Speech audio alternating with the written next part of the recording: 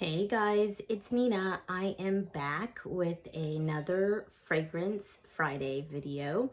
And today I want to talk to you a little bit about a house that I don't believe is very well praised in the fragrance community. There are some fragrances in the house that I think people like, but these I think are some inexpensive finds that if you love florals, and vanilla essence, then you will like these two fragrances that I'm about to introduce you to today. So the first one is Michael Kors Midnight Shimmer. Shimmers, is that, no, Midnight Shimmer with no S. So that's the first one. The second one is called Michael Kors Glam Jasmine. And so both of these, the reason why I say they're inexpensive finds is because right now I know we can't go anywhere and you're not going to be shopping at like TJ Maxx or Marshalls, but when the time comes and they open their doors again, you will want to see if you can get your hands on these two fragrances. I actually saw both of them at, I believe it was Marshalls or maybe TJ Maxx, one or the other. And I did not buy both on the day that I found them. I only purchased the Glam Jasmine and I regretted it. So later on, after I came home, I did a search on the internet and I did find Midnight Shimmer. Unfortunately, I did not get it for the price that it was at TJ Maxx. TJ Maxx, both of these, I believe they were like around $36, and I ended up, so I did pay $36 for this one, but I ended up paying a little bit more for the Midnight Shimmer. And this one was actually, I think I bought it, I want to say on eBay for about $57, but just today I double checked just so I could let you guys know. Amazon had Midnight Shimmer, but it was $79. So in any case, it is a beautiful vanilla fragrance. So if you like that sort of fragrance, then I think you will like this. So I was actually reminded that I had this fragrance after I recently saw a Demi Rawlings video. I don't know if you guys watch her, but she is a big fragrance YouTuber here on YouTube. I think she's in Australia, maybe. But she has a great channel, talks about a lot of beautiful fragrances, mostly, niche fragrances, but to my surprise, she recently did a video, just a very short clip on this fragrance right here, which is, sorry for all the fingerprints, but the Midnight Shimmer, and it is a beautiful bottle. It's got a glitter kind of top, and then it sort of fades into this navy blue at the bottom. It's very pretty, and then it's got the typical Michael Kors plaque right there at the top, which is the lid. So the atomizer is a decent atomizer, and I will spray it for you guys now. So I don't know if you could see that. Oh yeah, nice distribution. That one spray kind of soaked my whole hand, so very good atomizer. I do like it. Okay guys, so this fragrance, if you like vanilla, you will love this fragrance. If you see it at TJ Maxx or Marshalls, pick it up. If you see it on eBay for a good price, pick it up. I think the price I paid, $57, is well worth this 3.4 ounce bottle. I have no qualms about it. I would have rather paid $36, but since I was the one that chose not to make that purchase that day, I'm okay that I paid $57 for it. $79 is a little bit on the high price. I would just do a little bit of, shopping around to try to find one that's somewhere in the, $50 type range or less. So, oh, this is so good, guys. So I went and looked up, because all I smell, like when I smell it, I get a slight brightness at the top, but almost like the sour note, and then quickly you start smelling a little bit of the white florals, jasmine, and the vanilla, and it's got kind of like a woody, musky base. Oh, it's so good. It's so good.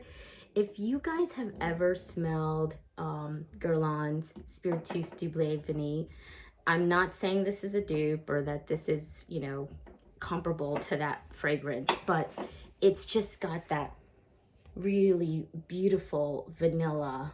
It's not as rich, right? But obviously, I mean, its quality is a little different, I'm sure, but it's got that beautiful vanilla. Delicious. I wouldn't, it's like I get the vanilla, but I get a lot of the florals as well. So it's not super sweet. I wouldn't call this a super sweet fragrance. It's slightly sweet. You definitely get a little bit of sweetness because of that vanilla, but definitely nothing that would be considered cloying or, you know, too sugary. It's not that type of a fragrance at all. It's a very, I wouldn't call it a mature scent either. I think anybody at any age could wear this, but it's classy.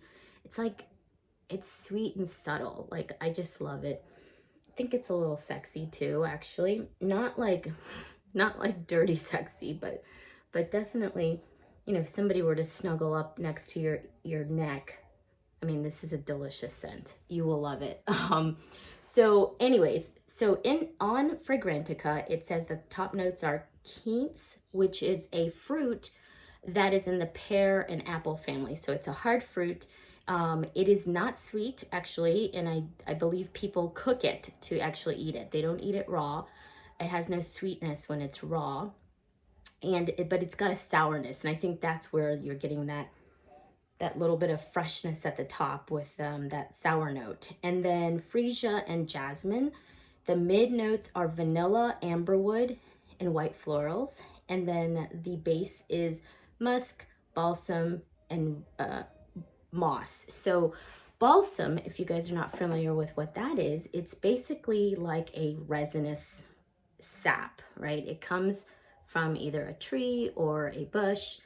And as a matter of fact, I just recently watched this awesome video. I don't know if you guys watch Smelling Great Fragrance Reviews. The gentleman that runs that channel, his name is Sebastian, and his channel is awesome for if you want to learn about the art of perfumery. Not only does he do all the lists and, you know, what the good ones are, what the bad ones are, but he has a lot of educational type, you know, videos that tells you about different notes in fragrances. And one of the videos that I saw was specifically around balsams and resins. And then he has a co-host, and her channel is called A Nose Knows. A little word play there. But she is very knowledgeable. I think my gut says that they both obviously are in the fragrance industry. I think that's why they maybe know so much about fragrances, but you guys have to check out their channels. I will link them down below. So this is great. I mean, for the, you know, for the range, the price range of this in a designer house, I really think you can't go wrong. It is so delicious. I just can't stop smelling it. It smells so good. So anyways, if you guys see this fragrance anywhere, pick it up. It is great. You will love it. Midnight Shimmer by Michael Kors. The second one, this one is in the white bottle, and this one's called Glam Jasmine. And this is, as the name states, it's a jasmine fragrance. It's pretty linear, doesn't really change a whole lot. Again, 3.4 ounce in this clear glass bottle with the same cap as the other one with the Michael Kors kind of plaque right there. And same type atomizer, and I will spray it on the opposite hand for you guys. Okay, that one, I don't know if I pressed it wrong, but that didn't come out as nicely. It didn't spray as nicely. Oh, once again, you guys, if you love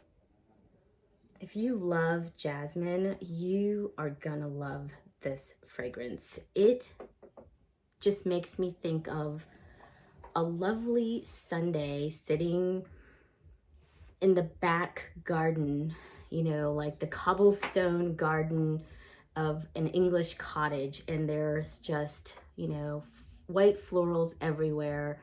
The wind is blowing and you're just getting whiffs of this beautiful fragrance. If you like jasmine. Now, if you're not a floral person, then you will definitely not like this, because this is definitely heavy on the florals, but not a heavy floral. Let me rephrase that. It is light. It's fresh. It's got a little tiny bit of sweetness, not much.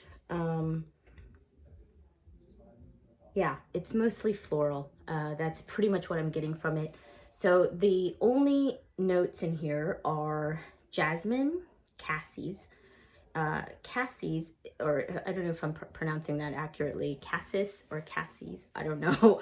But it is the leaves and the buds of black currants. So it gives it that little bit of fresh kind of green note. That's where I'm getting that greenness from.